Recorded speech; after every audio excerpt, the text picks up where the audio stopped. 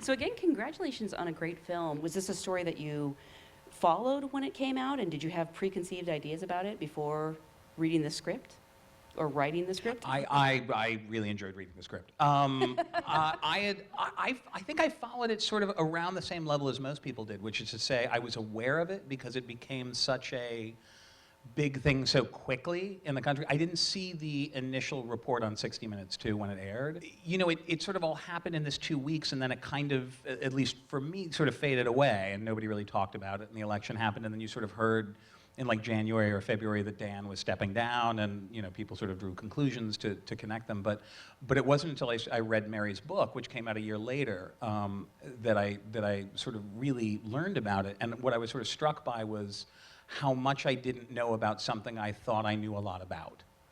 So that's kind of how I got into it. And do you guys remember when this story first broke?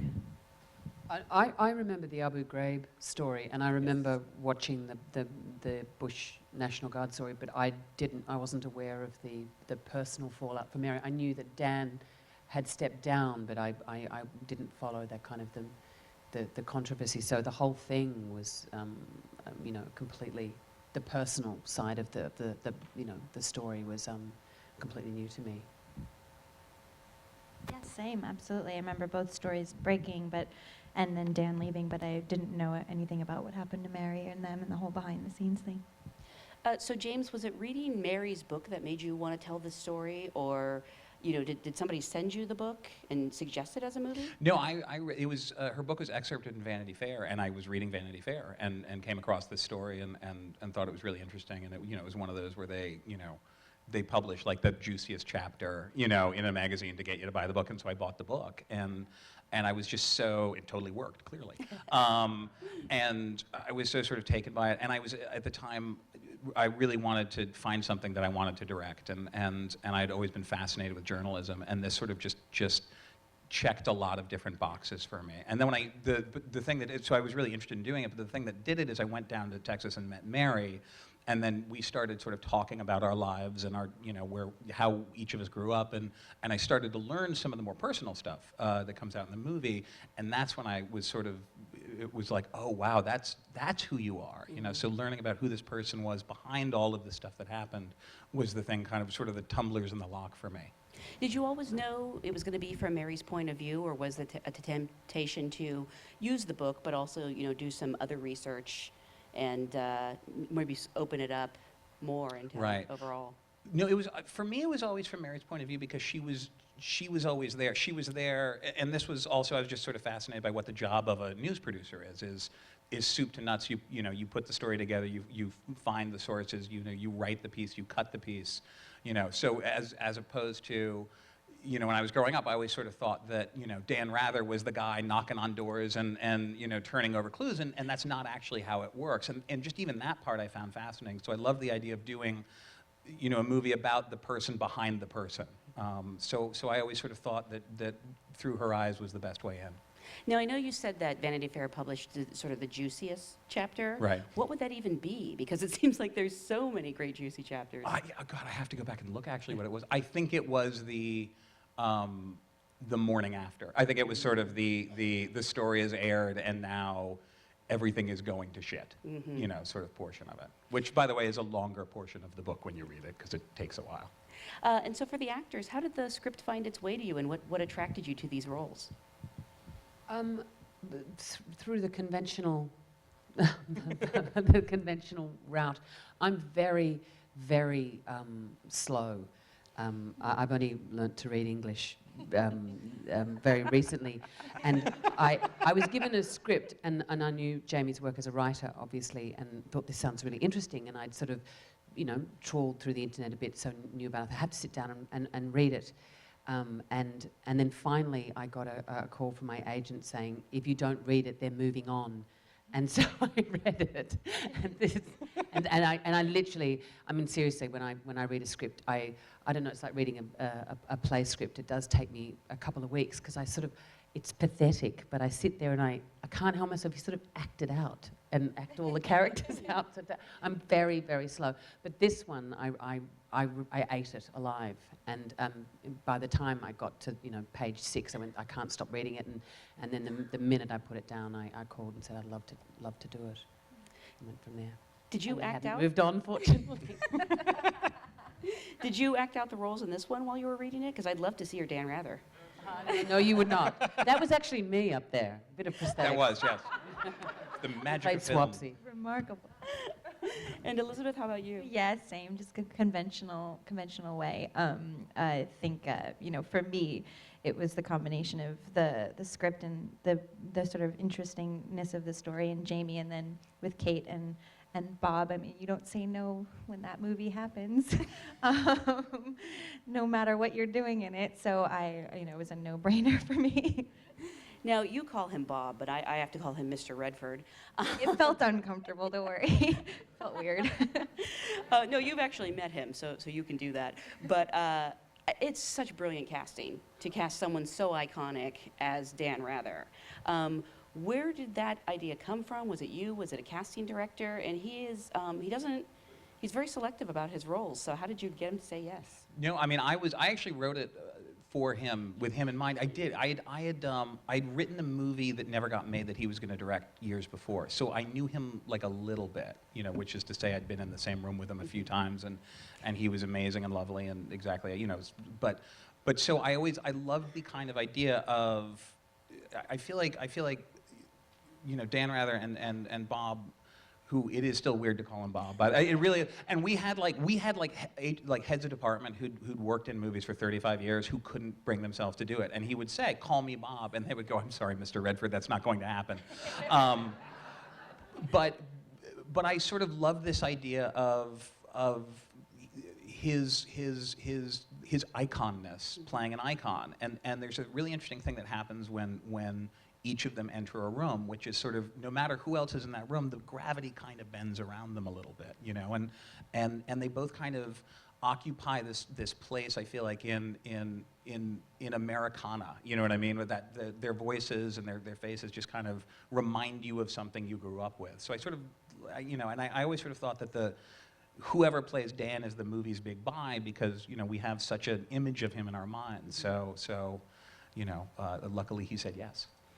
And Dan and Mary have such a wonderful relationship, and when I see Cate and Mr. Redford up there together, what was it like to work with him? Your chemistry is so strong, and it really does feel like you're people who have known each other for like 20 years. Oh, I mean, I think a bit like Mary with Dan, it sort of had this sort of strange father-daughter, but also I had still do a massive crush on Mr. Redford. So the chemistry is very real. But it was very, it's like he meets you and he's already into the second week of your friendship. He goes right to the point. He's completely open. And I had this strange experience with him on set. He'd start talking to me. There was sort of setting up the shot, and he'd be talking to me, and I'm thinking, gosh, I'm having terrible deja vu. Have we had this conversation before? And all of a sudden I realize he's running lines. And he's so disarmingly natural. He wouldn't say, come on, do you want to sit down and run it? He'd sort of talk about stuff around the scene. And then he'd start running lines, and then you'd just respond with a line that and so before you knew it, you were into the scene. And he's got this really interesting work process that is amazingly generous but seamless. And so he seems like he's not doing everything, but he's doing everything. Yeah. But he's doing everything for everyone. And so that was a remarkable presence to work opposite, profoundly, deeply generous and sexy. I know I'm sitting here mentally going through the Rolodex, and I'm like, I think it was The Natural where I fell in love with him. But no, could have been Spy Game. But yeah. Super crush. So when you're making a movie based on true events, and a movie called Truth, no less, how beholden are you to, stick to completely the facts, or you also have to take some artistic license, especially because this isn't a documentary? Where do you sort of draw that line? Is it just the idea of being true to the spirit of the truth? Yeah, I mean, I think it was and we knew, especially with this film, that it was going to be something that people were going to look at, and so we started with Mary's book, and that was the basis of the jumping off point. And then we did a lot of different research and talked to a lot of people who were involved in it sort of on and off the record. And you know, with anything like this, people's accounts differ, people's, you know, memories differ and stuff like that. So it was really about getting as much information as possible and then telling the story through the character's eyes and you know, and Mary's experience and what her sort of through line was for it. And her emotional experience with it too, which is sort of my whole thing from the beginning is this is the story of what these people went through emotionally. And if the movie doesn't work on that level, then the rest of it doesn't matter. So that was always sort of about the thing we were really, you know, talking about. And then the other part of it too that we talked about a little bit is, you know, everybody in the movie is just trying to do their job. You know, and that becomes a very difficult thing for everybody to do as it goes on. But one of the reasons we called the movie Truth was everybody's job is to sort of try and find out what that is. And it can be very, very elusive and very, very tricky to get to, and you can sort of crash along the rocks while you're trying to get to it. So that was kind of how we came at it. And the actors, were you guys able to meet your real life counterparts? I didn't meet Lucy. No, she knew about the film and Jamie talked to her, but Yeah. I didn't meet her. But yes. Yes, no, I met Mary. I was on stage last year in New York, and so she came with Jamie and Brad, and then that was the first time we met, and then we Skyped a lot. But as you say, because it's not a documentary and it's not a biopic either. I mean, it's a series of events that happens in a very compressed period of time. And so there's a lot of, when I met Mary, having watched a lot of the interviews she'd given, because obviously she's a producer, so her presence, her physical presence, her voice, her, you know, herself being interviewed, it's a very rare commodity on the internet. And so the things that I'd seen before I'd met her were very locked down, defensive, a woman in crisis, actually. And I found it very hard to reconcile that woman who I'd seen on the internet and the things I'd read about her with this vivacious, engaged, hilarious, searingly intelligent, vital, positive, generous woman that I met. And so I knew somewhere in between the two would be where I'd have to invent her. But given that it's not a biopic, I sort of, in a way, had to stop the Skype sessions with Mary because it had to play the thrust and the energy of the film. I know you've played real people in the past, obviously, and I don't know if you met Bob Dylan. I'm assuming you No, didn't I meet. And if you did, you probably wouldn't tell us, right? I would. Oh, you would? I would tell everyone. And obviously, you didn't meet Elizabeth, but do you No, she you met. I spoke to a medium, and she. Talking of truth. And even with someone as iconic as Katharine Hepburn, does it help to have all this material out there about them, or do you find it actually interferes with your own process? Oh God, no. No, I'm a bowerbird. I'll beg, borrow, and steal from anything and anyone and any place, whatever works, really. But you have to work out what your function is, and so therefore you know which bits to use. But obviously, as opposed to rehearsing a play where you try things out and you jettison things and you add things as you go until you've sort of got a shape and a sense of a character and the story arc and what you're doing as an ensemble. You need to keep, I think, when you're making a film, because it's a much more protracted process, you need to keep stimulated. So you don't stop, I don't stop thinking about it or thinking around it as soon as you start filming. I find it useful to keep feeding that stuff all the way through the process of making the film. So what ended up being the most difficult part of making the film, either from a logistical point of view? I mean, I'm amazed that any movie gets made, knowing what they have to go through. And for the actors, was there a particular scene that you found difficult or, couldn't access as easy as the others? I mean, I can go, logistically, just time. I think, honestly, we were moving so fast, and we had so many locations, because we didn't have the money to build very much, so all of the, when we shot Mary's house, we had a house, and we had to drive out to the house and find it. When we shot in a restaurant, we shot in a restaurant. So it wasn't a situation where we were going to a studio every day and just going to the stage. So we had to move a lot around the city, both in and out. And for you guys?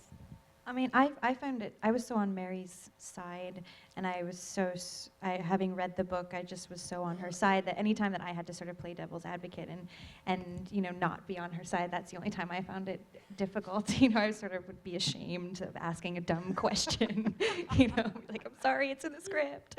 But that was the only thing that was troubling for me. I mean, obviously, having just seen the film, you'll know there's a lot of interiors.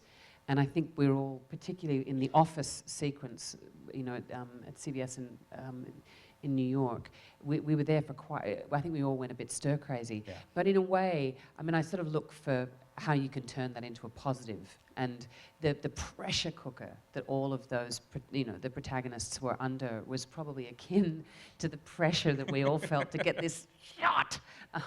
So, you know, in a way, the atmosphere was quite useful. But Jamie is relentlessly positive. I wanted to punch you. Outwardly. You're so positive. Outwardly Outwardly positive. And you know, with any adaptation, there are things that you have to lose along the way. Was there any particular scene that you had to cut that either didn't make it into the final film, or you know, you even lost from the script and didn't shoot that you wish you could have included? There were a few things that came out just for pace and time and stuff like that. There was the scene, Elizabeth had a scene in the bar with Dennis and Topher that came out. I don't know if you remember shooting it. Yeah, Only but it was, now, yeah, yes. yeah, but that came out pretty early just because it was, you know, it's sort of a process where you just, if you get into the editing room and you go, oh wait, this isn't moving the story forward, you know, so those things kind of drop out pretty easily. But there was, I mean, there's, you know, there's stuff where you look at it and there's like great performance or, you know, a joke that works and you hate to lose it, but, you know, for the greater good, it's got to go. There was a bit more stuff with Mary and Mark. And Mark, the husband, yeah. Yes, and their son. And but in the end, it's I think you judge that well, and that you just. And that's what I love as a working mother myself, is that the film doesn't dwell on that. You know, it's not a big issue. Of course she's a working mother. Of course she's pulled between wanting to be with her child, but we don't need to sort of justify her absence continually, which I think, thank God, we've finally moved on from that. You know, as filmmakers and actors, we don't have to feel, you know, just get on with the story. I forgot to ask, actually, I'm going to call him Bob. Did Bob meet with Dan Rather to play this role? Well, here's the great thing about Bob. Bob knows everybody. So Bob, of course, said... Bob knows Dylan. I mean, I'm sure he does. He sort of will say, and he'll have these conversations with you where he'll also say, he'll like, I was talking to Robbie Robertson. Do you know Robbie? And you go, no, I don't know. Of course I don't know Robbie Robertson. But Bob said, well, you know, I know Dan. And I said, of course you know Dan, obviously. And so he's known Dan since the 70s. So I know he called Dan up and he said, we had told Dan before this, we didn't just spring it on him. Robert Redford's calling. So Bob called him and said, you know, I'm playing you. And Dan said, oh, I'm very excited. Thank you so much. And Bob said, don't thank me yet. So. You know, it's funny because when people play real life people, you always hear how that person was disappointed, like they wanted someone else to play them. And I think this is the one movie where everyone must have been like, I got Cate Blanchett, I got Robert Redford. Like, I bet people were very happy. They were very happy. I can confirm they were very happy. And have they seen the movie? What's been Mary and Dan's feedback? Yeah, no, they've both seen the film. We showed it to them before it premiered in Toronto, and they both were very positive. It was really emotional for Mary, and there was a lot of tears, and there was some wine. But she really liked it, and she really, it was a big moment for me to see her do that. And she held my hand the last hour of the But also, movie. she's her own worst critic. Oh, yeah. You know, I mean, I think that's the interesting thing, and she's a perfectionist, and so I think that I think she was pleased that it's not a love letter. It actually just in quite a factual way. I mean, you was talking about, you know, it's not a documentary, and it's just that it perhaps is told from more one person's perspective, because you have to have a protagonist in a film. You have to have someone guiding you through the story. But yeah, so I think probably she was relieved that it was out there. Yeah, no, and the amazing thing in perfect sort of Mary fashion too, I don't even have told you this, her first reaction was like, oh, this would be good for Dan. this is, you know, she wasn't even sort of thinking of herself. She was thinking about Dan's reaction to it and what he'll be, and so, Yeah. and yeah, so. I was actually curious if, I mean, because she was just dragged through the mud so publicly before, if there was any hesitation about selling the film rights. Oh yeah, no, she was not. It was amazing. She was not interested in it. She was. I had to really sort of talk her into it, and we heard from her book agent that, you know, she wasn't interested in optioning it. And then I got on the phone. I said, "Will she get on the phone with me at least?" And she said, you know, yes. And we got on the phone, and I sort of said, "Look, I'd love to just come down there and sit with you and Mark and just talk to you, and you get to know me, I get to know you, and at the end of it, if you're not interested, I totally understand." And so, you know, my wife was much more interesting and funnier than I am. I took her, she was the closer, went down there, and we spent like 2 days with her, and we talked about everything but what had happened. We talked about, you know, how we grew up and all this other stuff, and at the end of it, she sort of said, "Okay, you know, if you want to take a shot, I don't think anything will come of it, but you seem like an okay person, and your wife is great. So we'll let you, you know, let you take it and run with it." I mean, it must be, once again, like, I feel like you made a movie that not only vindicated a person who was treated poorly, but it's also very entertaining. And I even want to say fun. Thank you. But, I mean, how do you balance the two? You know, you want to inform people, you don't want to scare them away by saying this is an important movie, but above all, is it entertainment? Well, I actually, my big thing was I didn't want to feel like homework. I feel like it's like, nobody wants to be lectured at for 2 hours in a movie theater, you know, and we've all seen those movies and sat through those movies, and so first and foremost, I wanted it to be interesting and pull you in and work on an emotional level, and so I think we worked really hard to make sure it worked on that stage, and that there was a real emotional story. And you know, the thing too is Mary is funny as hell. You know what I mean? And Dan is like, there's a lot of joy and love between all of them. And so I really wanted to put that in there, and I figured the more of that was in there, the more you would actually participate with them and like them and care about them. So that was really important. I do want to take some questions from the audience.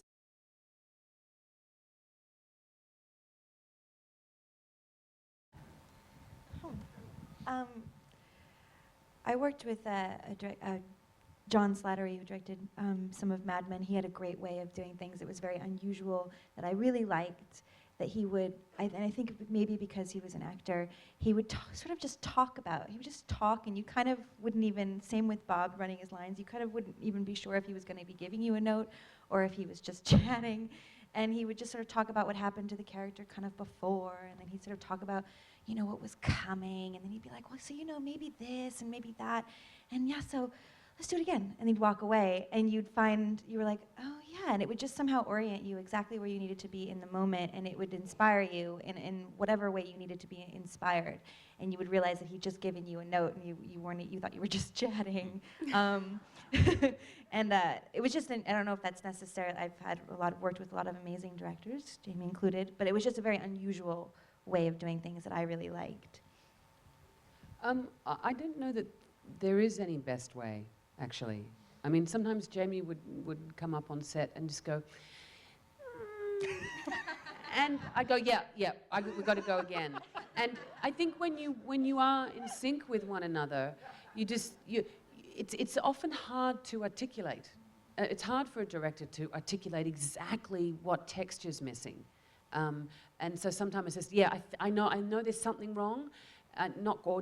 Nothing's wrong, but it's not quite working. Let's just go again. And sometimes it's simply about speed. Sometimes it's thinking faster, or sometimes it's, you know, when a director says, I think you need to not deliver that line directly to that person. So try being more indirect. I mean, and you know, when I was working with Scorsese on The Aviator, he would literally come up with a shopping list and say, like the script, and he'd read the line and go, yep, and he'd tick that, and he'd read the next line and go, yep, tick that, and he goes, and then he'd get to the next line and say, I think we should do this a little faster, and then he'd put a cross next to that, and he'd go on to the next line, and so he'd work through it methodically. Every director has a different process, but also every scene has a different need. And the thing that I marvel at the directors is that every actor works slightly differently. You know, we all have our fears, we all have our habits, we all have, you know, our stumbling blocks. and the things that we find difficult, and to get everyone in the same scene is the most important thing.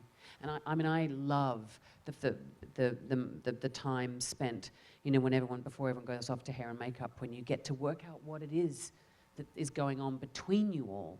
And to me, that's the most creative time between the actors and the director, because you get to say, this is what the scene is about, this is the given circumstances, and you ask all the questions, you don't answer any of them, you kind of vaguely block it, and then everyone goes off into the percolation time of hair and makeup, and then you can come in and go, because you've already kind of set the imaginative life of the actors, you know, you set that on fire. I think it's great, you know, when you're working with a director like Jamie, who doesn't lock things down and who has the courage to say, I don't know, actually. I think we just need to go again. By the way, when I gave your introduction, you didn't hear it, but when I said this was your feature debut as a director, there was an oh throughout the audience, because it's such an accomplished movie. Thank you so much. Was the experience exactly what you expected? Harder, maybe easier? Disappointing? Disappointment on massive levels with the cast, clearly. It was an amazing experience. It wasn't easier, certainly not easier. It was really hard. I think the thing that struck me about it was the level of the sustained level of concentration that every part of it takes. But there was also the exciting thing. I mean, you know, and I know I've sort of mocked for being relentlessly positive, which I am, but maybe it's just because it's my first movie. But I'm so excited we got to make a movie. So I would show up and be like, we're making a movie, like, you know, like, this is amazing. Well, because it is. It's amazing. It's like, we're gonna save this car wash, you know, like, we're gonna put on a show. And so that was so great. I might be a little scared if my director was like Well, so see shocked. what they had to deal with. Yeah. Let's take another question right down here.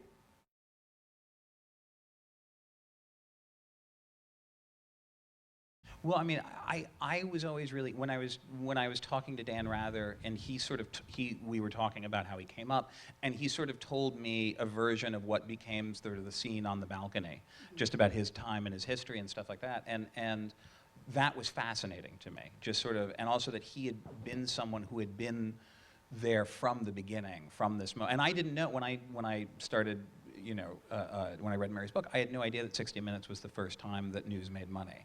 And so that, when he sort of told me that, I went, well, that's really interesting, and that's something that, you go, well, that's going in the movie. So absolutely, it was something, you know, that, and I thought that was a really good time to kind of put that in. It was a good time in the film to kind of express that. But yes.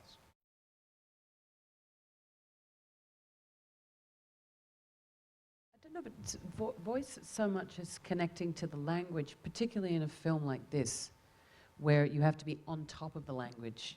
You know, often when there was too much thinking time, the air would come out of the scene. So yes, and relaxation's vital. Although even when you're playing, you know, a tense scene like Black Rock, you have to be sort of simultaneously relaxed but ready and on top of things, particularly because of the level of stress and anxiety and the focus. Forget the pressure that they're under, you know, because they're being sort of moral, they're under sort of, well, they were undergoing character assassinations, really. So they were sort of, their whole being was on the line. But just on a day-to-day basis, working at 62, they had to turn these stories around really, really quickly. So they have to think. They got supercharged. So I think it's getting the character's energy into your voice and body is once you find that energetic place to be. I think that's It's certainly I find it very helpful. Yeah, I sort of had a backwards thing, right? I did theater later. I sort of started in film and TV and then did theater. So for me, it was really interesting only using my face, you know, and not worrying about how loud I was and not worrying about my voice, and then going and starting to do theater when I was like 19, and, you know, I've done a few plays since then, and being able to sort of then take what I've learned through doing theater and through that process and working with voice coaches and having to be on a stage and project and all that, and then taking that back to the smaller medium and realizing like how many more tools I had than I didn't even realize. And some of those things are voice and relaxation, or the juxtaposition between tension and relaxation and all of that. And I think it also depends if you're doing an accent or if you're doing a dialect. You know, you're sort of way more conscious of your voice than you usually are. For Top of the Lake, doing the Australian accent. Which was amazing. Oh, Mm-hmm. I'm gonna die and go to heaven now. That's just it. Good night, world. Thank you, Kate. For me, that accent had to be really grounded. In order to do the Australian accent, I had to sort of lower my voice. And so it really allowed me to be more in touch with my body in a way that I usually wasn't when I was, you know, doing just TV face acting. You know, so yeah, I think it is a big part of it. Are you excited because Cate Blanchett is complimenting your acting, or because an Australian liked your accent? I'm excited that I'm sitting next to Cate Blanchett. Stop. But both, I would say. Both, I'm going to High praise in rest both easy cases. tonight. Yes. I actually am curious because it's funny. It's not funny. It's amazing because Kate, you delivered not one but two of the best performances of the year. You're also in Carol. What has been your most difficult role, either on screen or on stage? Oh, gosh. Chekhov is excruciatingly difficult. Yeah. Because it's like, I don't know if any of you have ever done a clowning workshop where you literally stand on stage and they go, be funny. And then you do something and go, that's not funny. And you go, okay, it's what Chekhov is like. And I think you can understand why it's done by ensembles who work together for 10, 20 years.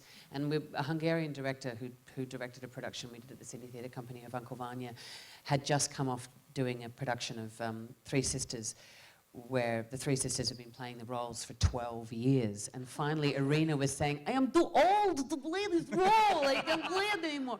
And he said, no, finally, you're getting it. And it's because it's something, that was him being kind.